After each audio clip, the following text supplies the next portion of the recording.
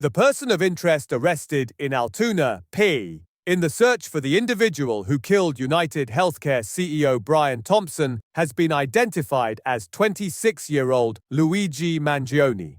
New York City Mayor Eric Adams said at a press conference Monday that he matches the description of the identification we've been looking for, and that he is in possession of several items that we believe will connect him to this incident. NYPD Commissioner Jessica Tisch said the suspect was in a McDonald's and was recognized by an employee who then called local police.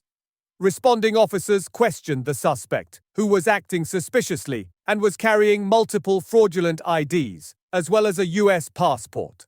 Upon further investigation, officers recovered a firearm on his person as well as a suppressor, both consistent with the weapon used in the murder, she added.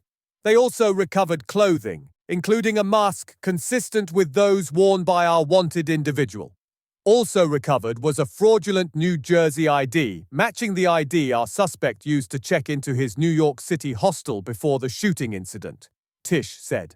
Additionally, officers recovered a handwritten document that speaks to both his motivation and mindset. NYPD detectives are now heading to Pennsylvania to interview Mangione further. NYPD Chief of Detectives Joseph Kenney said, "Mangione has no prior arrest history in New York. He was born and raised in Maryland and has ties to San Francisco, California, with his last known address in Honolulu, Hawaii," according to Kenney. Speaking about the manifesto that reportedly was found on Mangione in Altoona, Kenney said, "We don't think that there's any specific threats to other people mentioned in that document, but it does seem that he has some ill will toward corporate America.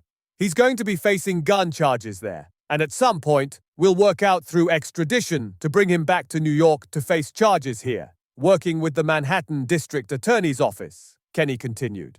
Kenney also said Mangione was in possession of a ghost gun that had the capability of firing a 9mm round and a suppressor. The Altoona Police Department said in its own statement that its officers were dispatched to a McDonald's restaurant for reports of a male matching the description of the UnitedHealthcare CEO murder suspect.